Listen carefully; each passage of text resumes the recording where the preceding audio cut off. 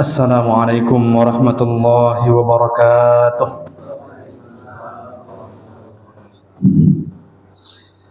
Innal hamdalillah nahmaduhu wa nasta'inuhu wa nastaghfiruh wa na'udzu billahi min shururi anfusina wa min sayyiati a'malina.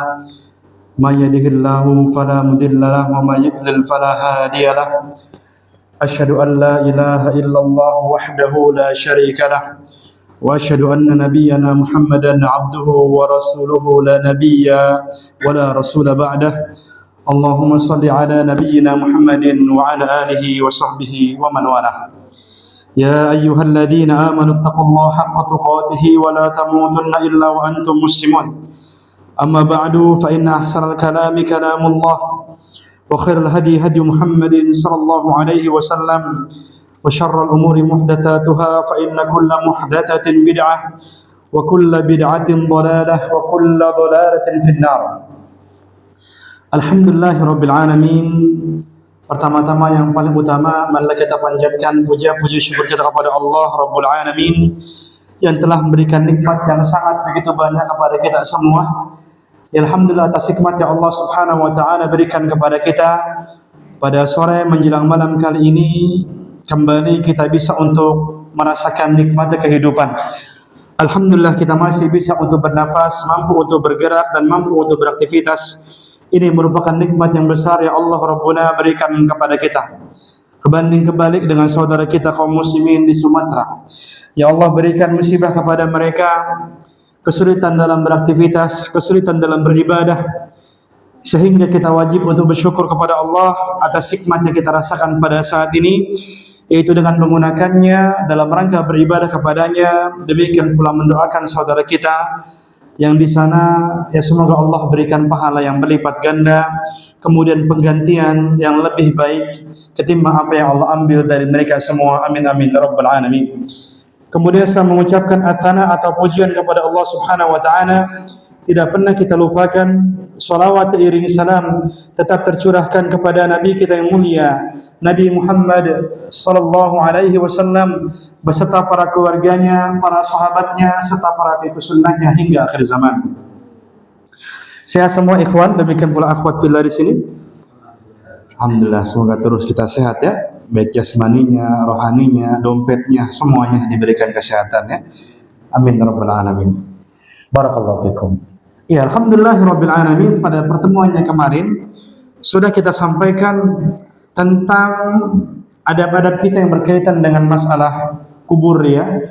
Yang dimana sudah kami sampaikan tentang pelarangan-pelarangan yang berkaitan dengan kuburan, tentang penulisan ayat Al-Quran, demikian pula tentang bersender ya pada kuburan, demikian pula tentang hukum menyiram air di kuburan. Mudah-mudahan masih pada ingat itu ya. Dan sehingga dengan pembahasan itu kita sudah menyelesaikan tentang kitabul janaiz atau bab yang berkaitan dengan jenazah. Kemudian dalam kitab Bulughul Maram setelah itu adalah lanjutannya adalah kitabuz zakat, yaitu pembahasan masalah zakat.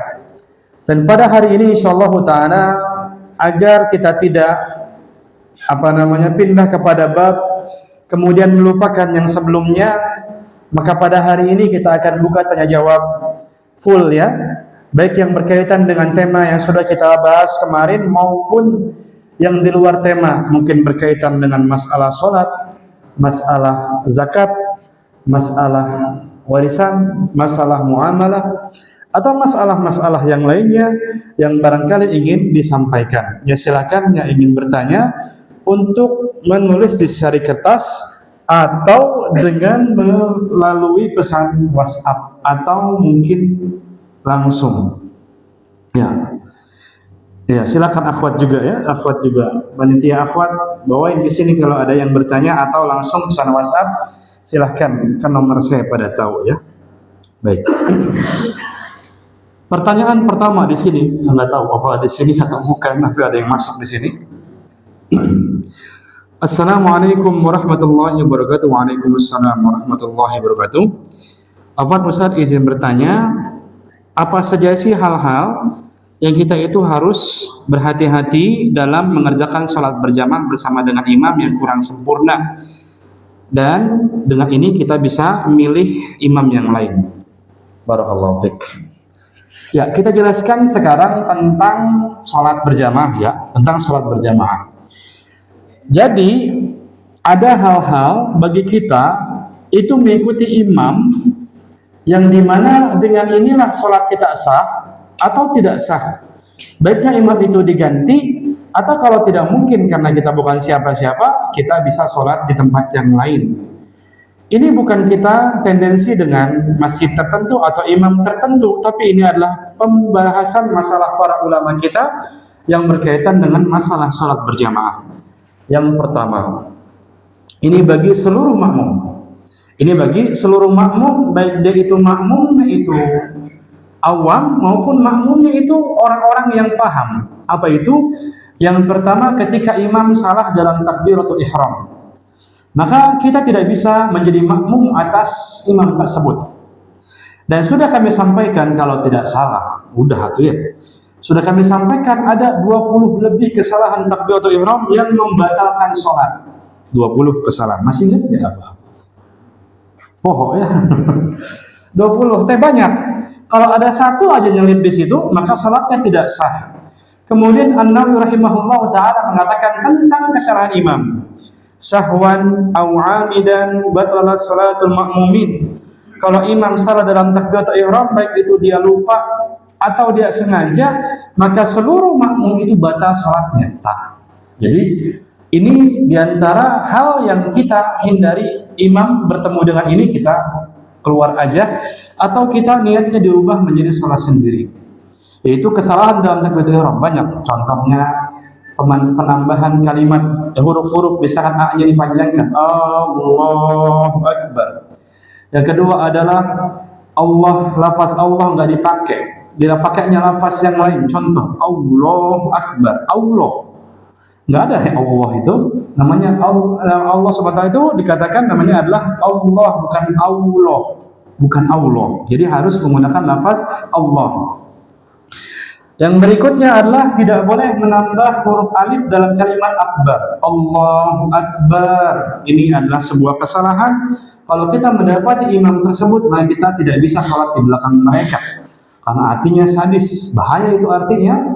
Artinya adalah Allah gendang-gendang yang besar. Akbar itu adalah jamak dari al-kibar atau adalah gendang yang besar. Gendang drum gitu, drumnya itu yang besar, kemudian dibanyakin. Nah, bahaya ini. Kemudian pula kita memisah antara lafaz Allah sama akbar. Ini banyak sekali. Allah bahkan jangan misah. Imam kita nggak tahu ajaran dari mana itu, nggak pakai akbar pak. Allah akbarnya mana? Batal sudah. Ya. Jangankan kita ngilangin akbar, dipisah aja. Allah Akbar, bubar. Tidak sah sholatnya makmum tersebut. Panjang sampai isya nggak bakal kebahas semua. Itu yang pertama takbiratul ihram. Yang kedua tumaninah. Kalau imam nggak tumaninah, maka sholat kita bagi makmum pun batal. Walaupun kita benar, tapi karena kita beriman dengan imam yang salah, kita batal. Dan tumaninah terjadi ada dua. Yang pertama adalah adanya ketenangan dalam melakukan gerakan sholat, jadi tentram dulu seluruh anggota tubuh. Yang kedua adalah adanya pemisah antara gerakan satu dan gerakan yang berikutnya. Ada pemisah di sini. Ini baru tumaninah.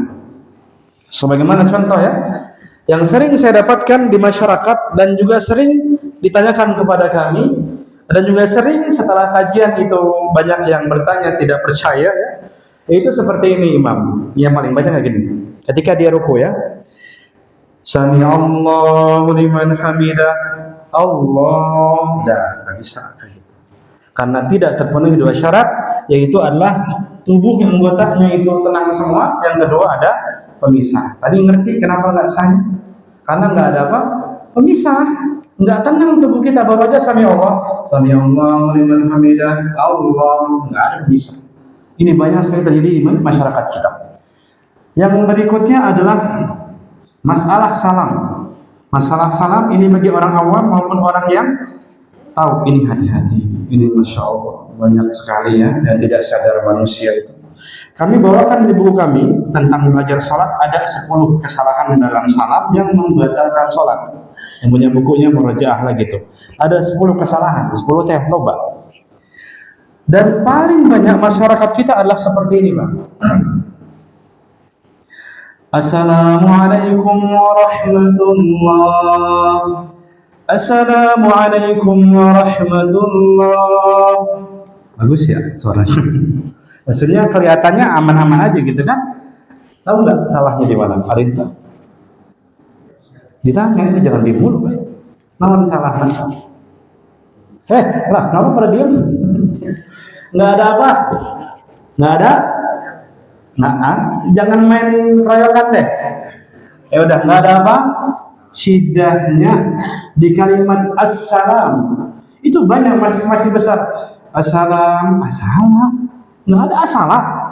Assalamualaikum warahmatullahi itu batal sholatnya. Yang disampaikan oleh Zainuddin Al-Malibari demikian pula para ulama yang lainnya dalam kitab mereka Fathul Mu'in tuh ulama-ulama Syafi'iyah itu katanya kayak gitu nggak sah. Jadi harus ada syidahnya. Assalam. Karena kalau assalam, apakah keselamatan dan keberkahan untuk kalian? Dia nanya dia. Ini dia bagi kita yang awam.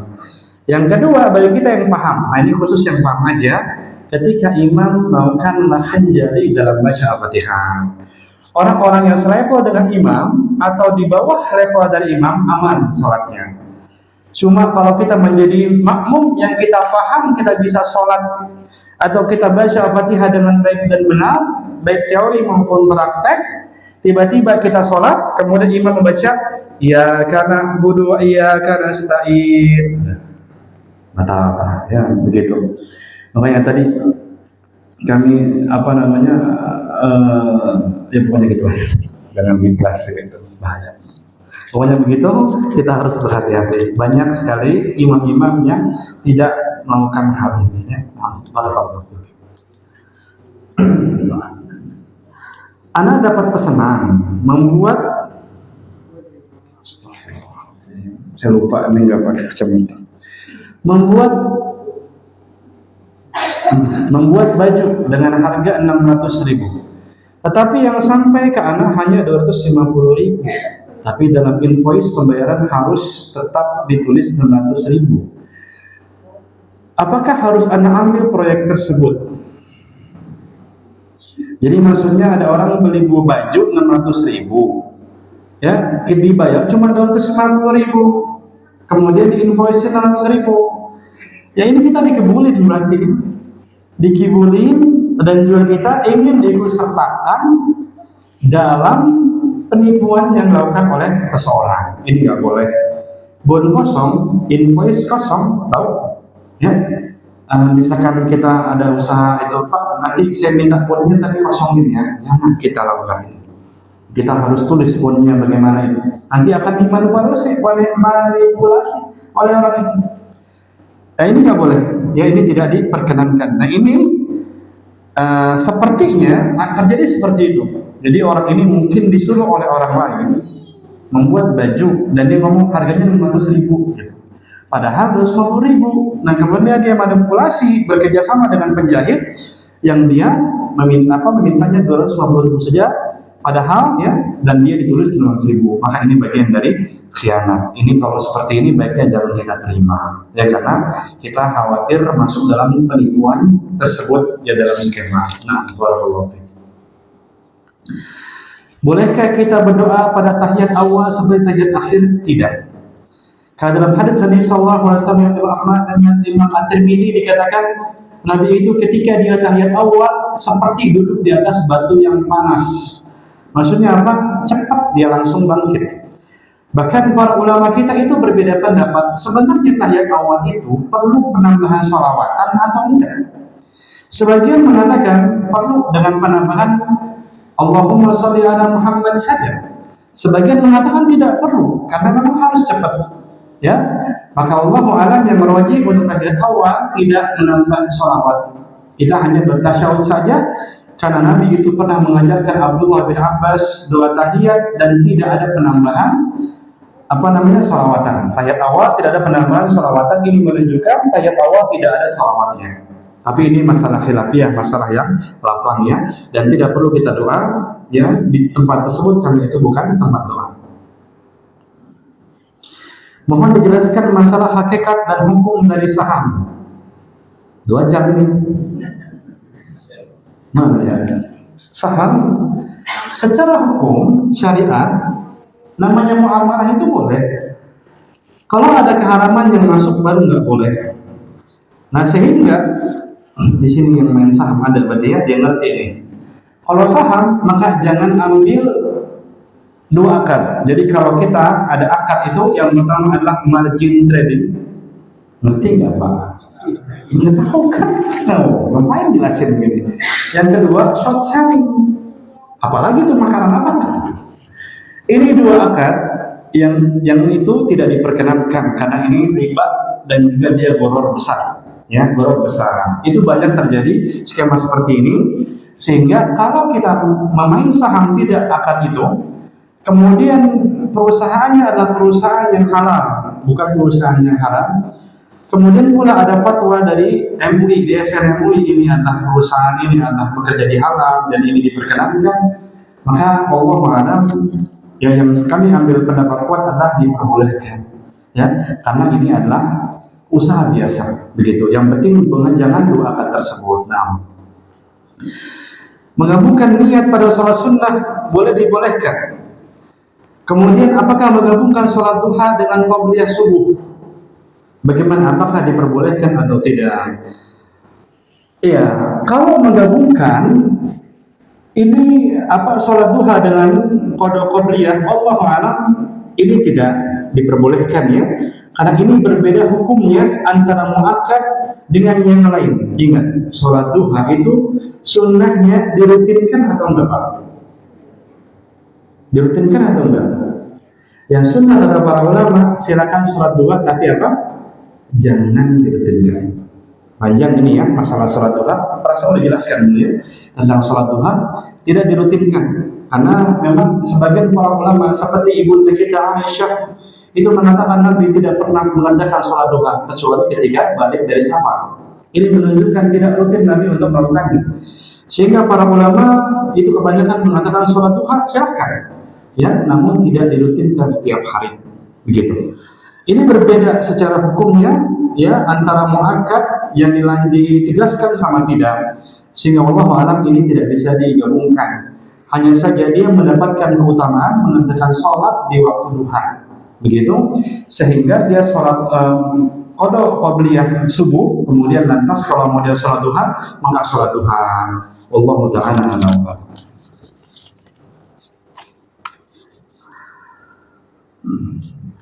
Assalamualaikum Ustaz. Waalaikumsalam. Jika kita mengucapkan salam Assalamualaikum, ada orang yang menjawab Waalaikumsalam tanpa diawali wa, apakah diperbolehkan? Ini diperbolehkan insyaallah ta'ala karena ada redaksi lain dalam hadis tanpa penambahan waw. Waalaikumsalam diperbolehkan, Waalaikumsalam diperbolehkan, Waalaikumsalam diperbolehkan, kemudian Waalaikumsalam diperbolehkan. Ada yang mempermasalahkan menjawab salam dengan Waalaikumsalam. Dikatakan ini tidak boleh. Kita katakan boleh. Disampaikan oleh An-Nawawi dalam masalah ini, mentarifkan atau menambah kalimat alam dalam kalimat salam itu diperbolehkan. Demikian pula nakirah. Nakirah teh alif lamnya dihilangkan. Jadi kita menjawab Waalaikumsalam boleh, nggak masalah. Ya, yang tidak boleh adalah memulai salam dengan mengucapkan Waalaikumsalam atau Waalaikumsalam, itu nggak boleh. Ngerti nggak? Ngerti nggak nih? Misal contoh, kadang kita suka rese, ada teman datang, tiba-tiba nyelonong duduk nggak ngucapin salam. Kemudian dia mau ngucapin salam, kita mengatakan Waalaikumsalam. Nggak boleh itu Pak. Karena apa? Nabi itu mengatakan fa innaha tahiyatul mauta. Karena ucapan salam dimulai dengan Waalaikumsalam adalah ucapan untuk orang yang sudah wafat. Di dalam syair demikian pula Doa sebagian riwayat tentang mengucapkan salam kepada mayit. Jadi salam itu harus salam dulu, assalam, bukan waalaikum, bukan alaikum dulu. Ngerti nggak? Jadi assalamualaikum. Walau waalaikumsalam atau alaikumsalam ini untuk menjawab salam tersebut. Nah, paham nggak nih? Nggak paham ya? Jadi kalau istri kita anak masuk nih, kemudian selanjutnya dia diam, kita ngomong apa? Salam dong, begitu. Jangan waalaikumsalam, jangan. Kadang kita kan menyinggung itu, saya menyinggung dia. Tapi jangan, ini malah tidak diperkenankan ngomong.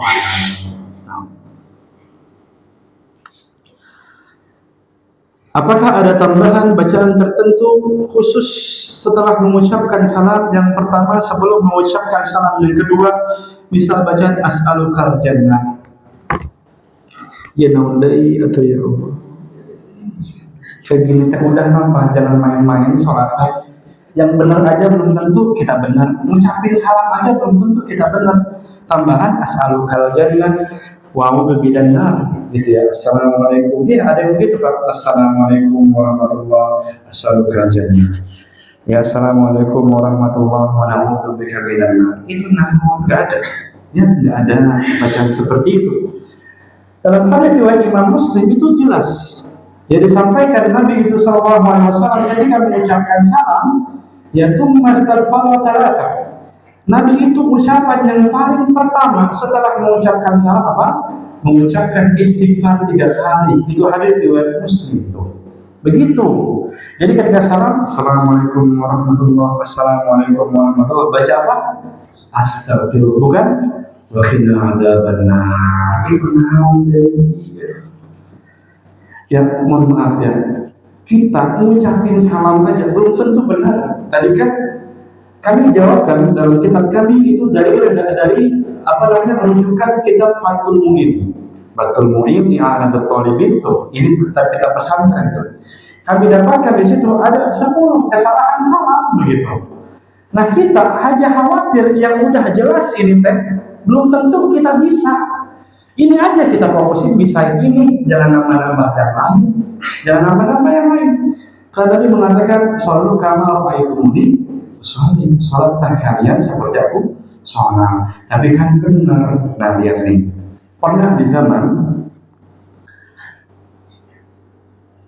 lupa saya Sa'id bin al-Musayyib, seorang tabi'in ya, itu pernah melihat bahwa orang sholat tapi sholatnya itu nggak sesuai dengan sunnah. Kemudian Sa'id bin al-Musayyib mengatakan, ya, mengasih tahu ini salah nih, ini salah kayak gini tuh. Kemudian orang ini ngeyel, mengatakan, hal yu'adzibuni Allah bis sholat. Ini saya sholat, masa Allah menghadap saya karena saya sholat? Ini orang ini ngeyel ngomong begitu. Ini kan saya niatnya bagus, ya saya sholat, masa Allah malah menghadap saya karena saya sholat? Beliau mengatakan, la yu'adzibuka Allah bis sholat. Allah memang benar tidak menghadap kamu dengan sholat. Walakin yu'adzibuka bi khilafis sunnah. Tapi Allah akan menghadapmu karena kamu sholat dan ikuti nama sunnah. Ini tidak ada. Nabi itu ngomong ada orang 60 tahun sholat nggak diterima. Nabi ngomong kayak gitu. Ada bahkan lebih sadis lagi, Hudzaifah bin Yaman ngomong melihat orang sholatnya salah. Beliau mengatakan, Hudzaifah, kamu sholat seperti ini udah berapa lama? 40 tahun. Dan anta lam tusolli, kalau begitu kamu tidak pernah sholat. 40 tahun dia sholat, dia ngomong enggak sholat. Lebih sadis apa beliau mengatakan, kalau kamu mati dalam kondisi sholat kamu seperti ini, kamu mati dalam kondisi tidak di atas fitrah sunnah Nabi Sallallahu Alaihi Wasallam. Baik banget kita. Udah deh, yang jelas-jelas aja yang kita jelaskan atau yang kita sampaikan tentang masalah yang kita amalkan tentang masalah soal ini. Tidak perlu ya kita menambah perkara-perkara yang lain. Tidak perlu ya semacam itu. Wallahu ta'ala a'lam. Memahami nggak ada yang nanya? Baik. Assalamualaikum warahmatullahi wabarakatuh. Waalaikumsalam warahmatullahi wabarakatuh. Ustaz, bagaimana hukum orang berniaga di masjid? dan sejauh mana masjid tersebut dianggap tidak boleh kita untuk berniaga. Nah, barakallahu fik. Ya, kita tidak boleh untuk berniaga di masjid ya. Itu nggak boleh. Karena Nabi SAW itu mengatakan, "Fala arbahallahu tijarah." Semoga Allah tidak memberkahi perniagaan kamu. Jadi tidak boleh melakukan perniagaan di dalam masjid. Kemudian apa saja yang nggak boleh? Ada 3. Yang pertama ada transaksi online sama offline. Itu nggak boleh.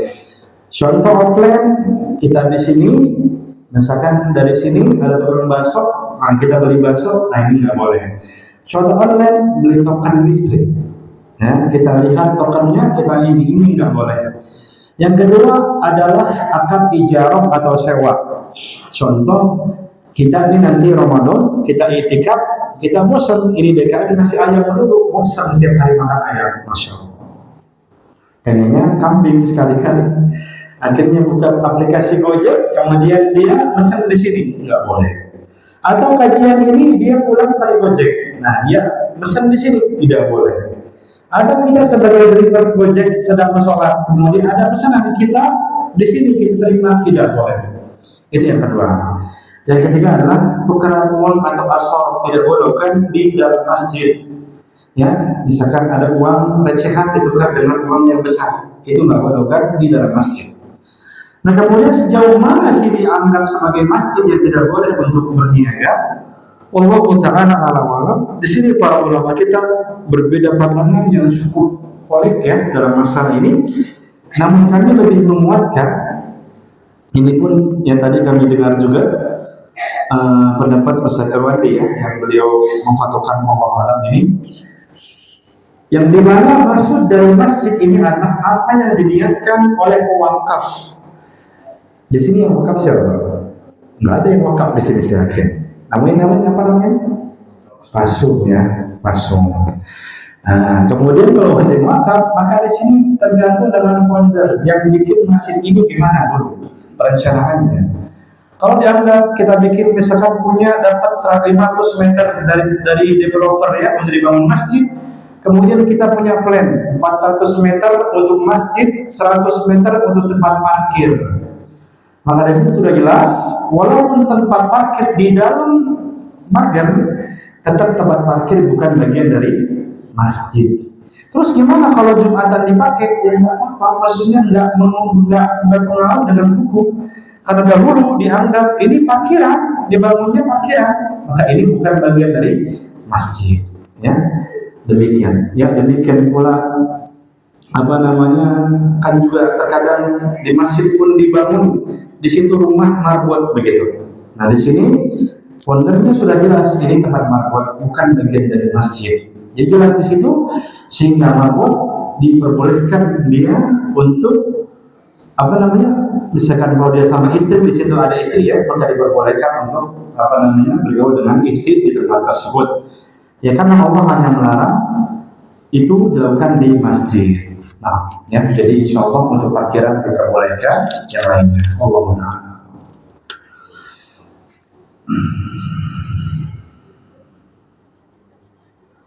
Apakah hukum mengasih amplop dalam kondangan? Atau ngasih enggak? Tuh disinggung di sini aja. Dan hukumnya menyediakan kotak amplop ini bentuk minta-minta. Barakallahu fiik. Ya, dalam istilah para fuqaha, jadi ternyata memang masalah ini, alhamdulillah semua bisa dijawab. Semua permasalahan, baik itu kontemporer maupun ini, udah jelasin sama ulama kita. Tinggal kita belajar doang. Para ulama kita seperti Ibnu Hajar, Al-Haytami, dan para ulama yang lain menyebut ini dengan istilah namanya an-nukut namanya. Nukut, nako, watok, nukut. Nukut ini namun, nukut ini adalah amplop undangan. Ternyata sudah ada dijelaskan oleh para ulama. Kemudian sebagian para mereka itu menganggap nukut ini adalah bagian dari qardun atau bagian dari hutang piutang. Yang artinya kalau kita ini kondangan ngasih amplop ke teman kita, kemudian dia nanti kalau kita ada walimah dia harus kondangan semisal yang kita berikan, begitu. Dan kalau ada persyaratan, ada kelebihan, ini bisa menjadi riba. Atau kalau memang kita wafat, ini yang menjadi pengantin wafat, belum sempat kondangan ke kita, maka nanti di akhirat ditanya, belum kondangan, nanti jadi penghalang dari surga itu karena hutang piutang. Sebagian yang lain mengatakan ini adalah hibah, sebagian ini mengatakan adalah hibah. Nah, di sini para ulama kita berbeda pendapat. Wallahu ta'ala a'lam wa a'lam. Urf atau kebiasaan kita berbeda sama orang-orang Arab sana, berbeda tentunya. Jadi kita harus memasukkan hukum itu, adaptasinya dengan di lingkungan kita. Dalam kaidah ushul fikih dikatakan al-'adatu muhakkamatun, adat itu akan menjadi sebuah hukum. Diadaptasi di sini. Kalau di saya Pak, nggak tahu di sini. Kalau di saya, ketika kita ini selesai walimahan, jangan besok-besoknya deh. Ya, saya ngerasain soalnya. Ketika kita selesai walimahan itu malam-malam itu kita udah selesai. Ya, jam 10 malam, jam 11 malam. Nah, kita unboxing apa? Amplop. Dan bikin macam-macam. Amplop kita unboxing, kita buka. Oh, Pak DKM ngasih 20.000, tulis tuh. Pak DKM 20.000. Sampai sekarang itu bukunya ada di rumah. Itu di buku itu tertulis nama-nama yang kondangan dulu di tempat saya. Tertulis amplopnya berapa. Kemudian kalau saya diundang, maka saya melihat dulu. Oh, dulu cuma 10.000. 10.000. Kemudian saya datang ke sana dengan 10.000. Maka kalau akad yang terjadi seperti ini namanya adalah hutang piutang. Kalau di sini begitu nggak Pak? Ada yang kayak gitu.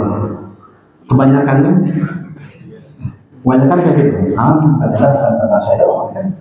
Sama ya, ternyata di mana-mana. Begitu Pak kita, masya Allah.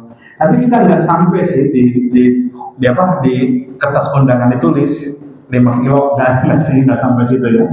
Maka ini hutang piutang karena akadnya sudah terjadi seperti itu. Apalagi daerah kami ada namanya paguyuban. Paguyuban itu apa? Jadi orang-orang itu nggak perlu kondangan gitu ketika datang, dan mereka datang di malam hari itu sama bapak-bapak satu RT. Kemudian mereka ngasih ada panitia ya, itu ngasih uang ke panitia ditulis 50.000. Di sini begitu ada kayak gitu nggak? Nggak ada ya. Kalau di kami ada namanya paguyuban undangan. Itu ada yang RT per RW. Jadi bisa bapak-bapak malam-malam kadang-kadang datang, kemudian ada yasinan dulu kadang-kadang, kemudian di sana datang kita, kalau saya nggak ikut ya, datang kita, kemudian kita ngasih uang 50.000 dicatat sama dia. Nah kita tahu ini nanti, berarti kalau kita walimahan dia akan kondangan 50.000 juga. Ini hutang murni. Kalau kita meninggal dunia, kemudian ahli waris kita nggak sempat bayar, ini akan menggulung nanti di akhir. Jangan sampai naudzubillah. Nah sehingga perlu kita benahi akadnya benar-benar, yaitu tatkala kita kondangan nih, niatkan ini adalah sebagai hadiah. Kita nggak ada sama sekali ingin dikembalikan lagi. Ya masih aja hadiah seperti itu, maka diperbolehkan insyaallah taala. Kemudian apakah ini hukum menyediakan kotak? Bagusnya tidak, seperti orang-orang Arab ya. Mereka tidak ada seperti itu. Ya bagusnya tidak, atau tertulis tidak menerima amplop lebih bagus. Ya, yang penting jangan ada bawahnya. Ya, tidak menerima amplop, yang penting dalamnya sama aja. Ya bagusnya udah kita nggak menerima ya. Udah kondangan makan ada yang ngasih kita tolak, lebih bagus begitu ya. Namun ketika diadakan alam ini tidak minta-minta, karena kita tidak ditulis di undangannya misalkan bahwa ini kan ada di kondangan kadang-kadang beberapa tempat itu tulis bahwa ini gitu. Kalau itu minta-minta, tapi kita enggak, hanya menggunakan saja. Kita pun tidak marah insya Allah ketika ada yang memberikan sesuatu yang kecil ketimbang yang kita berikan kepada dia. Nah, barakallahu fiik ya. Semoga dipahami itu semua. Jika ada masbuk dalam sholat lupa, lalu ikut salam dengan imam, baru ingat kurang rakaat setelah sholat sunnah ba'diyah, apakah harus mengulangi sholat wajib atau hanya tambah kurangan rakaat saja? Wallahu ta'ala a'lam wa a'lam. Di sini para ulama kita berbeda pendapat ketika seorang dia ini lupa sholat, kemudian terjeda dengan sesuatu, dengan sholat dan lain sebagainya. Tapi yang wajib adalah ya selama kita masih di masjid dalam kondisi kita itu toharoh atau suci ya, selama itu pula kita boleh untuk memperbaiki sholat tadi. Walaupun tadi kita ada sholat ba'diyah, setelah ba'diyah kita ingat masya Allah lupa tadi kurang 2 rakaat, kita tambah saja 2 rakaat dan kemudian kita salam, kemudian sujud sahwi, lakukan dengan 2 kali sujud.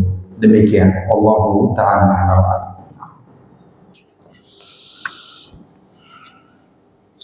Ya, alhamdulillah nggak ada nanya lagi. Ada nanya kan mungkin langsung atau umahatnya silakan lewat WhatsApp atau yang lain. Monggo silakan. Nggak ada serius yang lain. Alhamdulillah. Jangan Pak, jangan diam-diam aja, langsung aja. Nggak ada yang langsung. Ini sudah semua. Itu baik dari banyak masyarakat.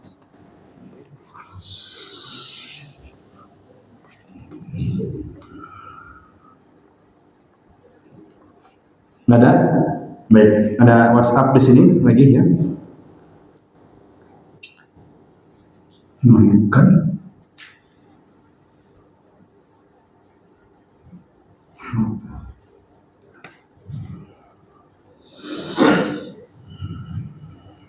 Oh ini bukan ya, bukan pertanyaan.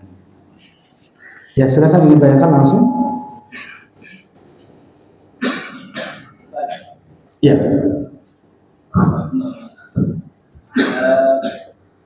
Sekarang ini kan banyak kalau kita mau ngambil uang itu banyak teman-teman yang seperti yang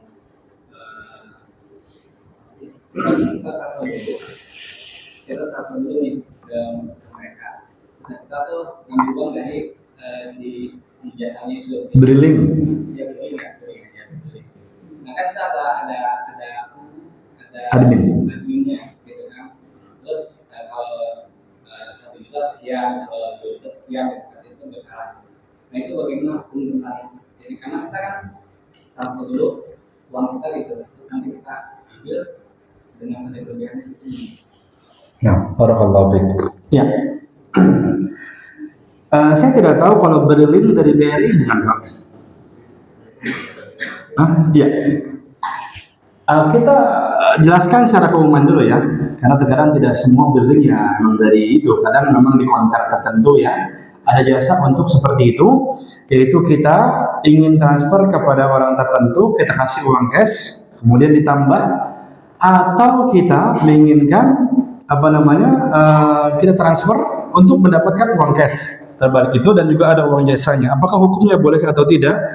Karena memang tukeran uang dengan ada nominal yang berbeda itu dianggap ya sebagai riba. Ya, jadi kalau tukeran uang, Pak, saya punya uang 100.000, kemudian saya ingin tukeran, ternyata dengan recehan ya, ternyata teman saya hanya punya 90.000.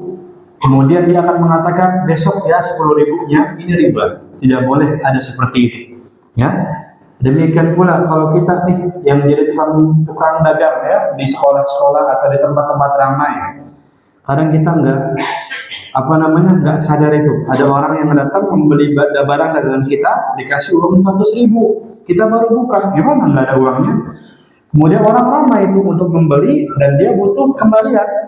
Akhirnya kemudian barang kita misalkan harganya 20.000, dia ngasih 100.000.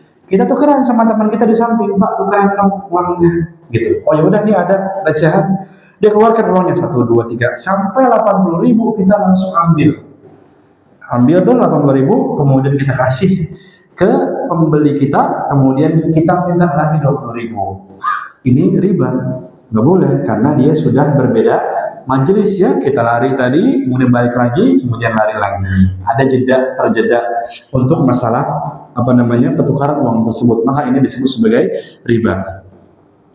Nah, untuk masalah tadi kita datang konter tertentu ingin mendapatkan uang cash, akhirnya kita transfer dia dan dia menetapkan admin, misalkan kalau kita 1 juta itu adminnya 10.000 misalkan, maka ini tidak mengapa. Kenapa? Karena tidak ada yang ditukar di sini, tidak ada pertukaran uang. Tapi kita hakikatnya sedang meminta jasa kepada dia. Tolong bantu saya punya uang di ATM, saya butuh cash, ya. Nanti saya akan berikan jasa kepada kamu 10.000. Jadi ini diperbolehkan. Demikian pula ini terjadi kalau kita transfer di lain bank, kan ada ya potongannya 6.500, 2.500 gitu ya, BI. Itu ada 6.500, ada pilihannya, maka ini tidak masalah. Ini bukan riba, ini bukan pertukaran uang, tapi ini adalah jasa yang kita berikan kepada pihak bank tersebut untuk melakukan apa yang kita inginkan, yaitu mentransfer ke tempat yang lain, atau kita mendapatkan uang cash dari nominal di rekening tersebut. Nah, barakallahu fiik. Ya, semoga dipahami. Nah, ada yang lagi?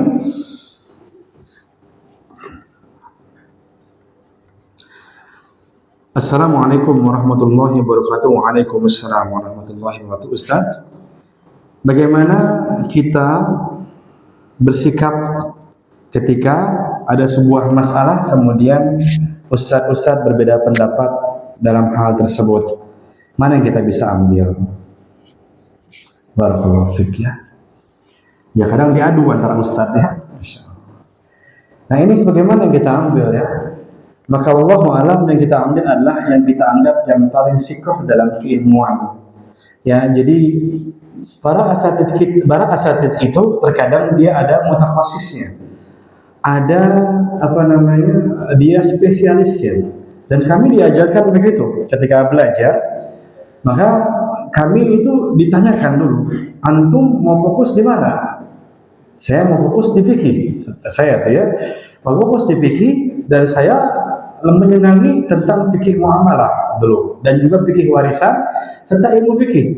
Dan beliau mengatakan, Fajri antum belajar ini terus pedalami dan tafsir apa udahlah, maksudnya jangan ya sekedar belajar aja. Disampaikan seperti itu. Karena kita tidak akan bisa semua pelajaran kita bisa untuk paham masalah tafsir, masalah akidah begitu. Ya, sehingga saya tafsir kurang paham, ya, apalagi sirah Pak, Masya Allah, kalau sirah saya berat sekali itu. Nih, apa di antara kekurangan saya, itu sirah itu berat. Kadang saya disuruh untuk kajian sirah, saya lebih baik enggak. Karena yang pertama suka lupa nama-nama sahabat, yang kedua kadang ceritanya suka lupa begitu, karena bukan spesialis saya ke situ. Sehingga saya lebih paham, sehingga saya diamanahkan dulu untuk fokus di masalah fikih, begitu. Dan kalau ada yang nyuruh misalnya saya untuk jelaskan tafsir, saya pun akan pilih lagi. Aduh, jangan deh, karena cuma sekedar belajar doang gitu, enggak ahli di situ. Tapi untuk masalah fikih, ya saya enggak ahli, tapi insya Allah saya belajar. Ya saya lebih menyayangi akan masalah ini. Jadi walhasil kalau kita melihat ada asatidz ya, yang kita berbeda pendapat, lihat ustadz ini condongnya kemana? Oh ini ustadz ini condongnya ke akidah, ke tafsir. Fikihnya agak lemah. Nah, masalah kita, masalah fikih, masalah wudu, masalah warisan, maka lebih bagus adalah kita ambil pendapat ustadz kita yang ahli dalam masalah fikih. Dan para asatidz kita seperti itu, Masya Allah. Asatidz kita seperti itu. Antum tahu Ustadz Dr. Musyafa dari ini? Tahu? Ustadz Musyafa, Ustadz Badrul Salam. Itu beliau ketika diskusi dengan saya, misalkan, Ustadz ini bagaimana hukumnya begitu. Beliau mengatakan antum lebih tahu. Udah antum aja ini kan begitu ya, ketika Anda sampaikan kalau Ustadz ada ini. Udah antum dan ini kalau antum paham masalah ini enggak perlu nanya ke Anda. Begitu. Maksudnya jadi para asatidz kita itu terkadang menyerahkan gitu, ini lebih paham. Demikian pula Ustadz kita Ustadz yang kami Ustadz Badrul Salam, kami pernah bertemu dengan beliau ya, beliau mempersilahkan udah antum aja yang ini ya. Dan itulah yang sering sekali para asatidz kita mengatakan demikian. Saya tanya al-muamalah, Ustaz Erwandi saja tanya, kami belum paham dan lain sebagainya. Sehingga ini, jadi kalau memang kita bingung dengan pendapat para ustadz yang berbeda, mana yang paling kuat, maka kita lihat orang yang paling sikoh dalam keilmuan. Oh, ustadz ini dia fokusnya dalam masalah sirah, masalah akidah. Udah di situ kita lebih paham, kita ketika bertanya itu lebih paham ke situ. Oh ini ustaz ini lebih paham masalah fikih. Nah kita insya Allah lebih paham dalam masalah ini adalah dia. Jadi ini mungkin bisa menjadi solusi ya atas itu tersebut. Jadi jangan pusing dengan itu semua. Nah, barakallahu fiik. Udah? Belum? Udah? Udah kan? Baik. Ya, ada pertanyaan banyak nih ya, langsung datang. Ya, kita jelaskan setelah adzan Isya. Nah, barakallahu fiik. Bismillah, alhamdulillah, wassalatu wassalamu ala rasulillah wa ba'd. Baik, silakan ingin bertanya untuk menulis secara kertas atau lewat WhatsApp. Di sini ada pertanyaan. Afwan Ustaz, izin bertanya, bagaimana hukumnya jika saya menanam rumput di atas makam dengan masuk agar tanahnya tidak longsor? Karena kalau pas musim hujan tanahnya selalu longsor. Ya, diperbolehkan kita untuk memberikan di situ rumput ya di atas kuburan, atau mungkin di antara solusinya adalah dengan menggunakan bata merah ya di sekeliling kuburan tanpa disemen. Disemen sudah kami sampaikan.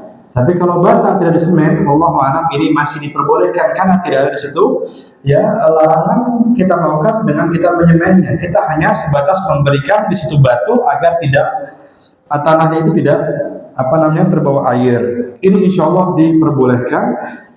Kalau hanya sebatas tanaman tersebut itu tumbuh dengan yang kecil aja, pendek aja seperti rumput dan lain sebagainya.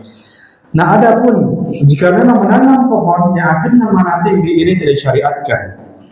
Baik itu adalah tanamannya itu tanaman yang berbuah maupun tidak disyariatkan itu ditanam di kuburan.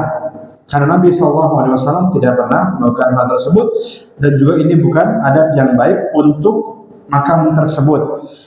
Dan sudah kami sampaikan tentang masalah pelepah kurma dan bunga ya untuk masalah ini. Namun intinya adalah untuk menanam pohon di atas kuburan ini tidak disyariatkan. Nah, kalau menanam pohon maka di sampingnya begitu. Nah, kemudian lantas bagaimana ketika kita mengambil buah yang tumbuh di perkuburan kaum muslimin? Kadang ada pohon di situ ada buahnya. Maka kalau memang itu kepemilikan orang tertentu tidak boleh. Namun jika itu adalah diwakafkan untuk orang yang di situ maka diperbolehkan. Disampaikan oleh Al-Imam Zakaria Al-Ansari, beliau sampaikan akan hal ini, yaitu diperbolehkan kita sebagai orang yang berziarah untuk mengambil buah yang ada di makam.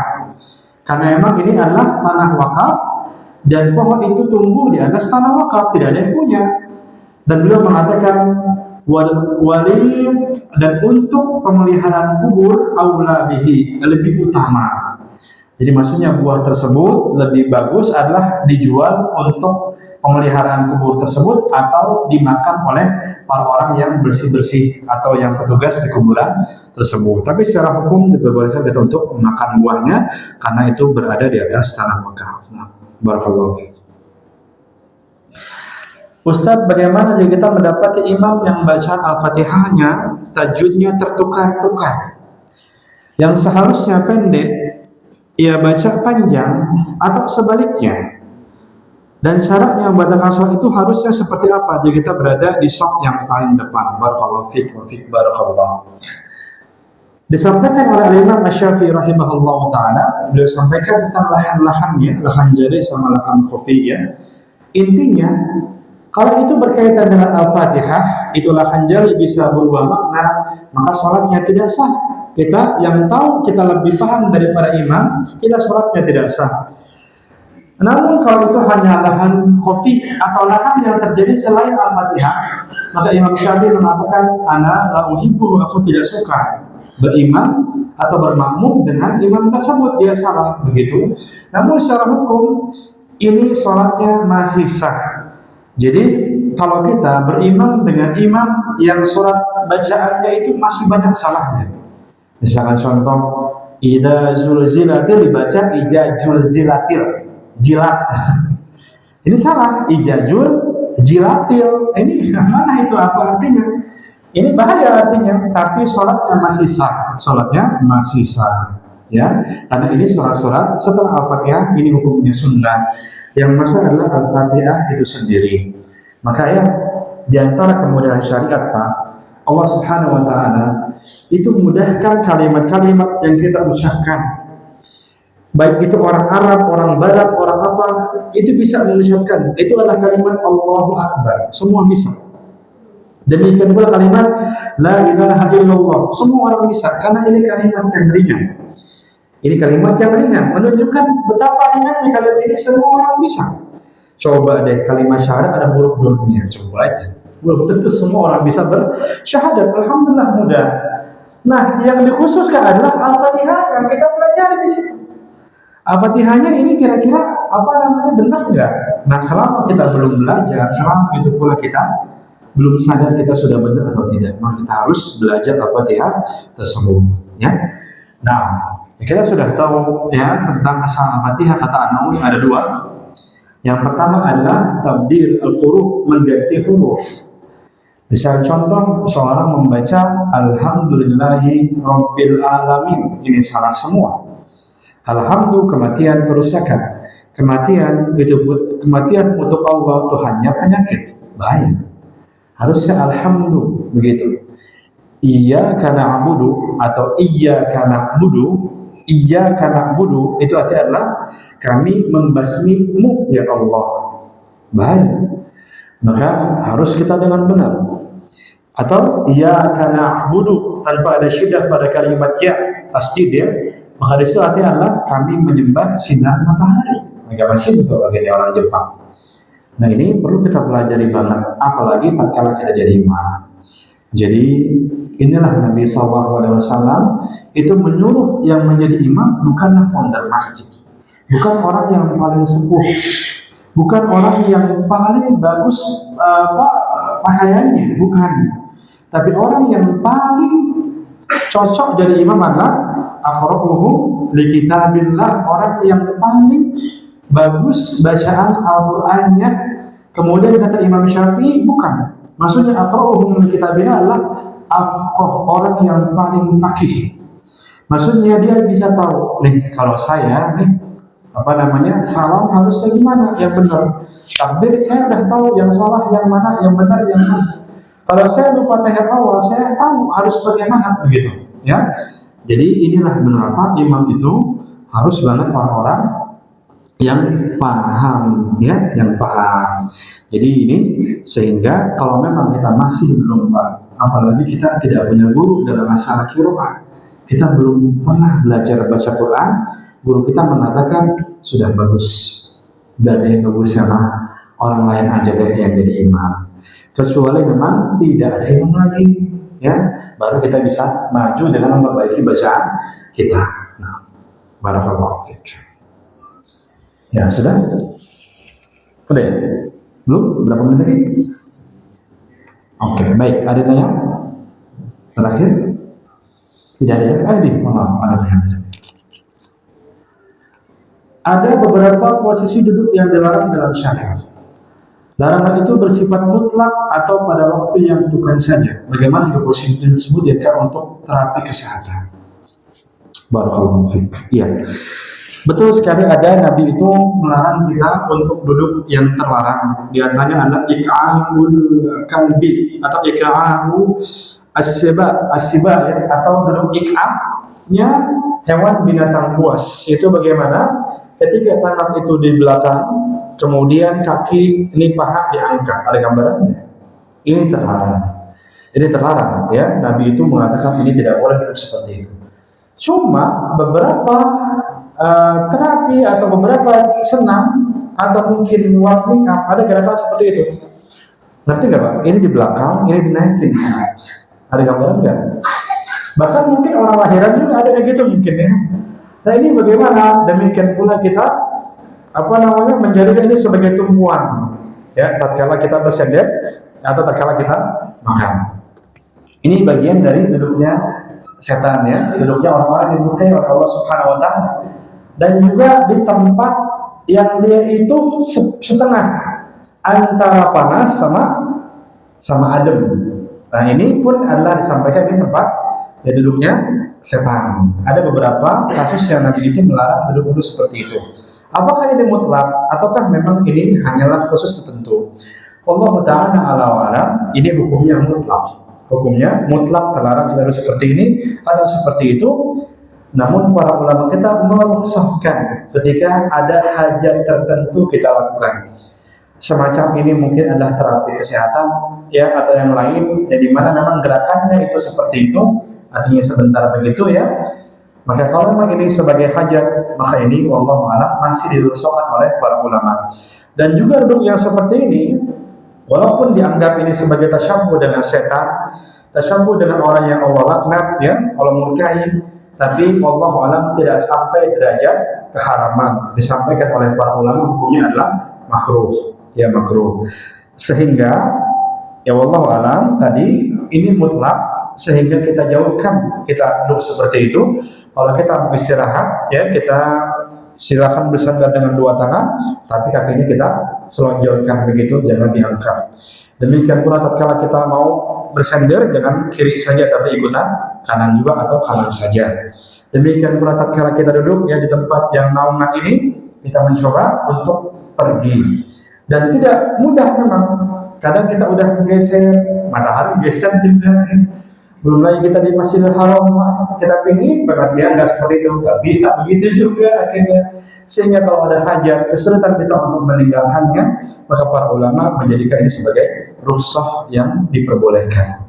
Wallahu ta'ala a'lam wa a'lam. Nah, ini mungkin yang kami sampaikan pada hari ini. Semoga apa yang kami sampaikan manfaat untuk kami semua. Kita akhiri kajian kita pada hari ini, dan mohon maaf kalau ada kesalahan diksi yang kami sampaikan atau perkataan yang tidak menyenangkan. Kita akhiri ya subhanallah wa asyhadu an la ilaha illa anta astaghfiruka wa atubu ilaik. Assalamualaikum warahmatullahi wabarakatuh.